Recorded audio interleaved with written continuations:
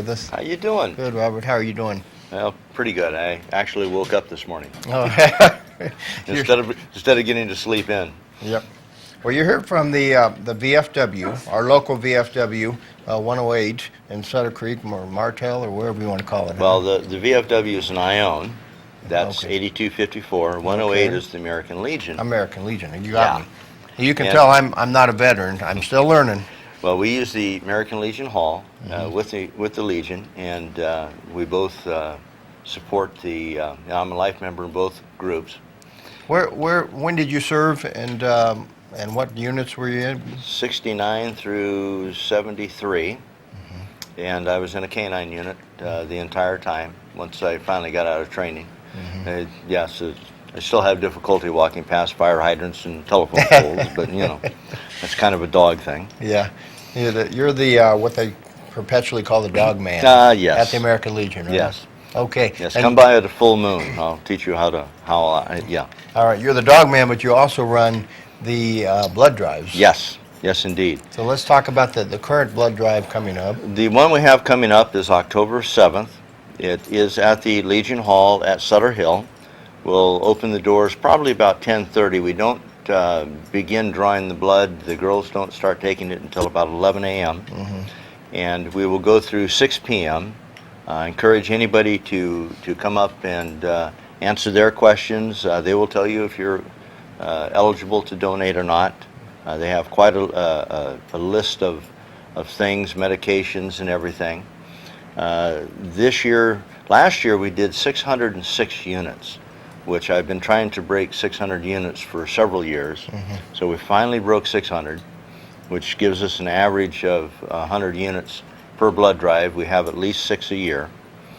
So that's quite an achievement to hit that 600. For me it is, yes, for this blood drive in this area. My donors and the merchants in Jackson and Sutter Creek that display these posters are just invaluable. I mean, they're just fantastic. They put them up usually within an hour or so of me dropping the flyers off, which is just outstanding. And the donors show up, rain, shine, snow, they still turn up. I used to show up, but as you get older, you get put on a medication or two, and there's certain medications, there's a whole list, right? Yes, there is. That people, when you come in, you fill out a form, a questionnaire. You have a deferral list that you read. However, I'm sorry to hear about that, but I don't plan on getting any older. And that's when you do the blood drive, it's very important because they want you to be truthful. Even though you really want to give blood, you need to be truthful because you don't want to do damage to someone. No, accidentally you could possibly harm someone on the other end. So you have to be honest on your forms and answer their questions correctly. Right. Now this year we've had some really fantastic drives. The very first one this year we did 113 units, which beat last year's record of a single drive. The second drive we did 117. The third one we got 94, and this last one we got 98. Well, you're still up there ahead of last year, I think. Yes, right? we are. Okay. We should break 600 this year. I'm hoping. Now we have some new machines that they're bringing in that are different. We will be the first blood drive in Northern California to use these machines in exclusive standalone blood drives. Okay. And people have to step up at the regular whole blood drive and volunteer for that. And there's many more questions. It takes a lot longer. And on our standalone drives, you will be scheduled. So when you show up, you'll be there for about an hour and a half during this donation. They'll remove either platelets or red cells or white cells, and it will be a totally different process. But people know that ahead of time when they're signing up for that? Oh yes, yes they do. And they know they're going to have to commit the 90 minutes or so? Yes, they do. Yes, and it's all explained by the nurses. They're quite thorough about that. The interesting thing about using those machines is normally for whole blood you can only donate every 8 weeks. with these machines, if we can get the blood drive scheduled and get the staff and the machines and the location for it, you can donate every 2 weeks. Okay. So now, beginning this month, we will be having an additional 8 blood drives.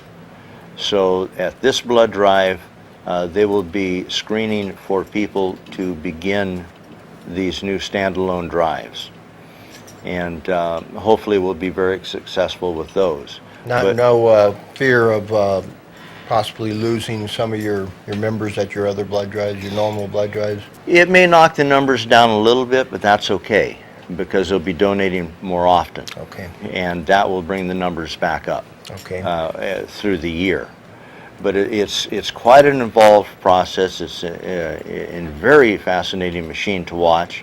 The people sit there and they're stuck there for some time. Mm-hmm. I try to run over and make certain they've got adequate water and stuff while they're sitting there. The nurses are quite adept at keeping them occupied mentally while they're sitting there. Some people bring books in and read. And speaking of things you need to bring in, you need to bring your photo ID. Yes, bring in a photo ID, and if you have your blood donor card, which they will send you in the mail after your first donation, try to bring that in. It makes you easier to look up in their computer. Okay, you need to eat and drink before your donation, your blood donation, and phone number for people that want to contact? Yes, the local one is 223-1269. There's an 800 number of 995-4420. Okay, Robert, we're out of time, but thank you for being here today. Thank you, Richard. Thank you very much. We're going to go to a break, and we'll be right back with our final segment. You're watching Amador County's